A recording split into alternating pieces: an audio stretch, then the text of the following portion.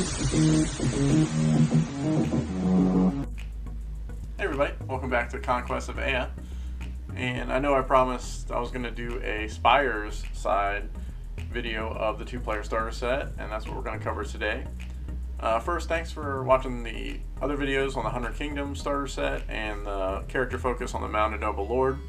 I actually played a 1,000-point game yesterday with one of my 40k buddies, trying to get him into Conquest, just because I think it's such a great game. And he had a great time. We played a 1,000-point game using actually one of the new missions. And I used the Mounted Noble Lord as my warlord. He actually played my Spires side, so it gave me some good content to go over as I talk about the Spires half of the starter set.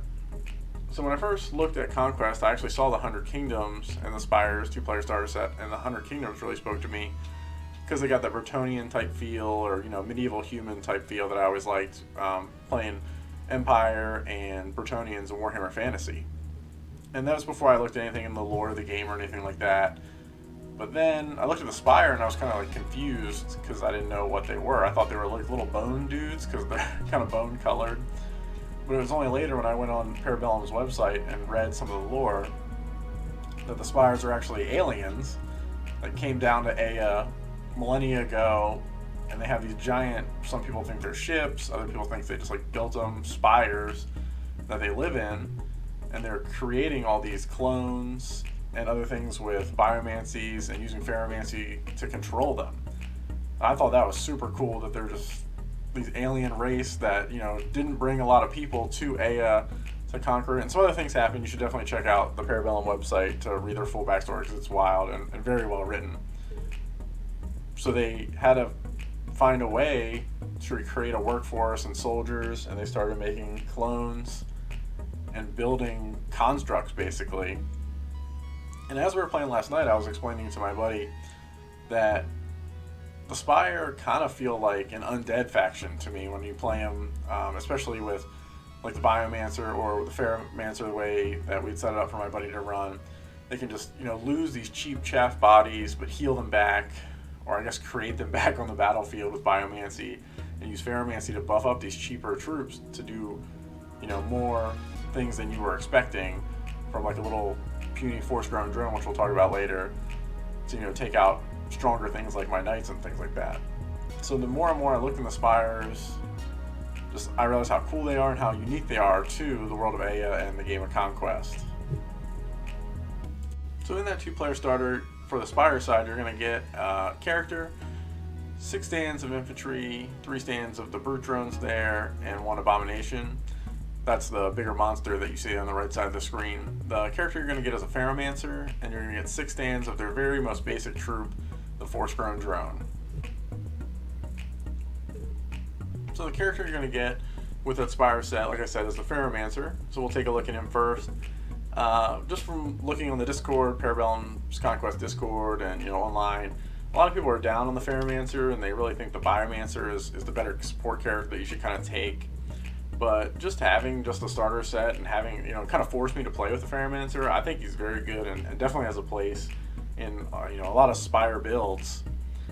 So the first thing he gets is his character action, which is his Pheromone Gland Burst. Some of these words are going to be a little harder to say than the 100 Kingdoms like abilities. So as a character action, your Pheromancer can select a friendly regiment within 8 of his character stand, and that friendly regiment gets +1 March or +1 Resolve until the next time the Pheromancer activates. So being able to give a unit +1 March or +1 Resolve, because a lot of your force-grown drones are Resolve 1, so pumping them to Resolve 2 if it's a unit that's not doesn't have a character in it, can be very strong. And getting that extra March is you get it for free when you draw the Pheromancer's card, so it's not going to light the world on fire, but it's a buff that you're getting for just taking the Pheromancer. So with the Pheromancer, he comes in at 50 points, but you have to buy at least 1 Pheromancy with him. And these are he's not a spellcaster, but they kind of work like spells. Your enemy can't do anything to stop you from doing these. These all just happen on card draws, basically. So some of my favorite ones, Accelerated Hibernation for 25 points. You draw the next command card after your Pheromancer, and you put that on the bottom of your command stack. That card you drew doesn't activate. The regiment heals d6 wounds, and then your Pheromancer gets to take his actions. So he can still do his character action, he can still rally someone. This is just something he gets to do for free basically by drawing that card. Induce Vigor, I also like. You can pick one. The Pheromancer's regiment has the fluid formation special rule until the end of the turn, or the regiment he's with gets +2 march, and then your character takes the action. So +2 march, that's pretty good, and you can plus it up again with the pheromone gland burst for a total of +3 march, so you'll be getting whatever unit your Pheromancer is in across the table extremely quickly. And then fluid formation is really cool to be able to turn and face kind of ways that maybe your opponent didn't expect. That's only 15 points too, so that's kind of a bargain. My favorite one though is Pheromanic Drive, and for 25 points I think you just take a Pheromancer and you're taking Pheromanic Drive. You draw your next command card and that regiment acts immediately, and it can take the same 2 actions of type this turn, but they get Decay 3. Or Decay 4 if it's a brute, or 6 if it's a monster. So the bigger you are, the more decay you're going to take. And then they take that as a draw event, the decay, so when you draw their card to make them activate immediately, they're going to take the decay first.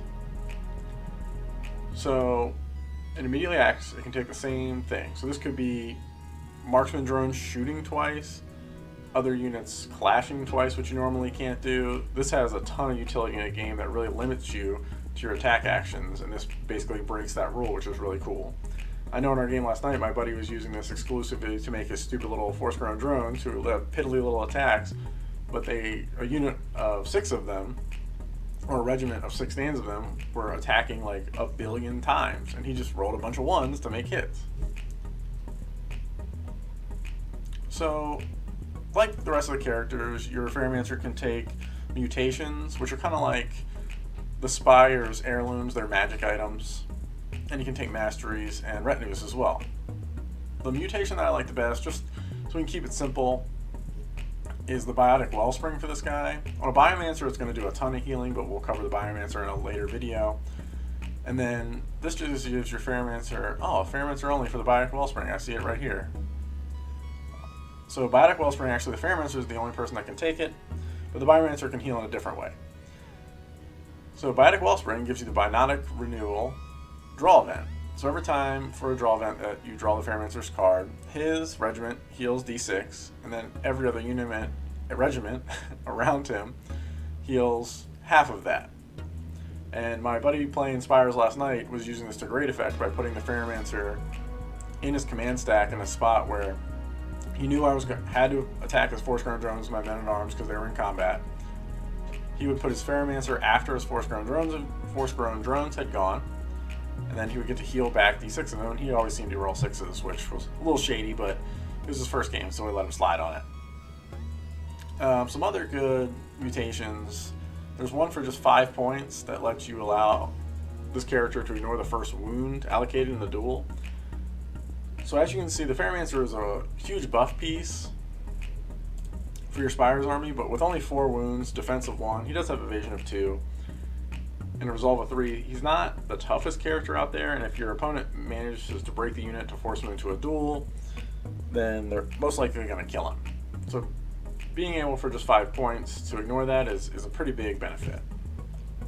And your Pheromancer can also take retinues, just like other characters, combat or tactical, but the Spires, Biomancers, and Pheromancers get a special one called Mastery of the Flesh. And it goes from 5, 25, to 35 points at tier 3. So the first tier you get Resist Decay 1 special rule just for that character stand, which isn't amazing.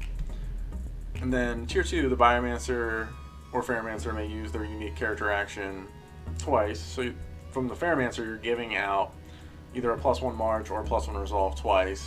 So that's costing you 30 points at that level with the tier 1 and tier 2 combined. And then for 35 points, you can do an additional Pheromancy that round. But at that point, you've paid 35 points, 25 points, 5 points, and whatever it costs for your 2 Pheromancies. I really think for the Pheromancer, it's just best to ignore this retinue and keep them cheaper.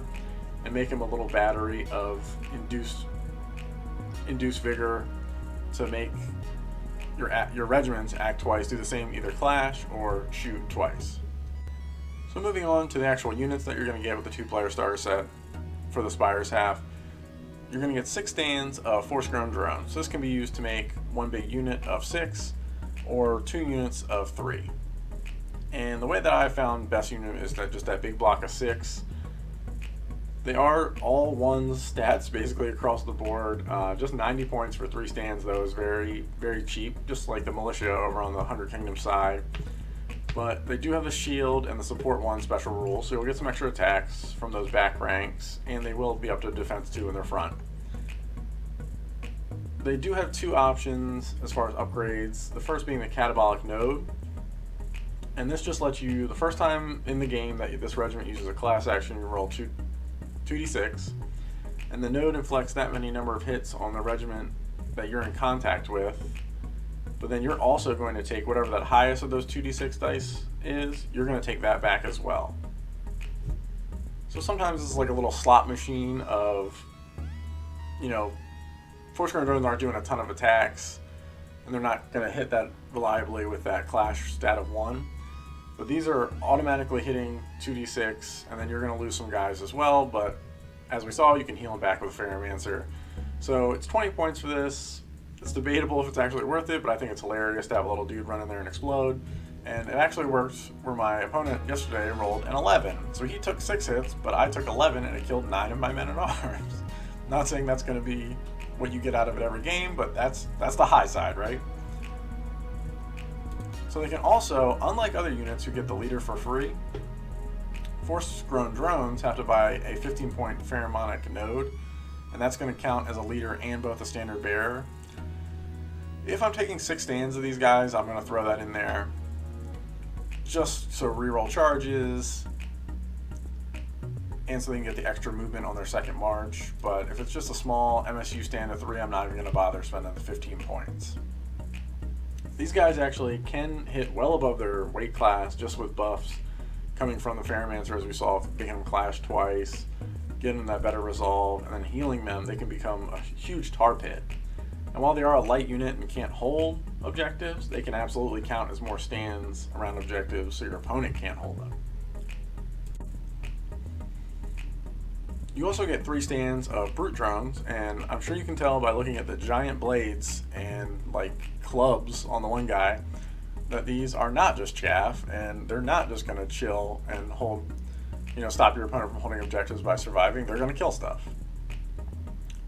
Each model has 5 attacks, coming in at Clash 2 with Flurry, so they're rerolling all of their missed hits. They have Unstoppable, so they reroll their charge. And then Oblivious, which means to take 1 wound from a failed resolve test, they have to fail 2 resolve dice, which makes them very, very tough as far as, passing resolve, because they also have a resolve of 4. One thing these guys don't have is any form of cleave. So any high armor enemy you really don't want to charge these guys into, but you are going to get a ton of attacks, and with something like the Pheromancer making him be able to take the same action twice, if you're already engaged with brute drones, they can put out a devastating number of attacks, and they're re-rolling all of them. And last but not least, the Abomination, this cute little guy. He's just as scary as he looks. He has a base movement of 10, so he's extremely fast, 10 attacks and 10 wounds. He comes in with Cleave 1 and Flurry, just like the brute drone, so he's re-rolling all of those 10 attacks if they're missed. And he gets Terrifying 1. So Terrifying 1 gives -1 penalty to the resolve characteristic of anybody he's engaged with.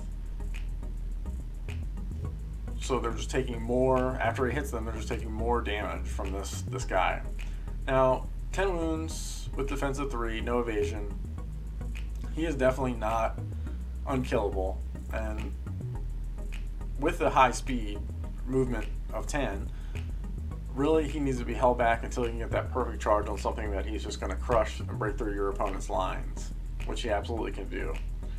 And just remember, you have ways to heal up your models with the Pheromancer, just with your 2-player starter set that you've got, and you've got ways to make this guy attack twice, which is awesome.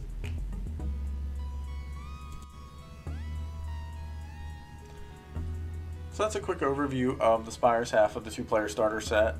And really, to grow your Spires army from there, it's best, I said, I think for the 100 Kingdoms, but it's just so true, to just dive right into another 2-player starter set if you can find somebody to split it.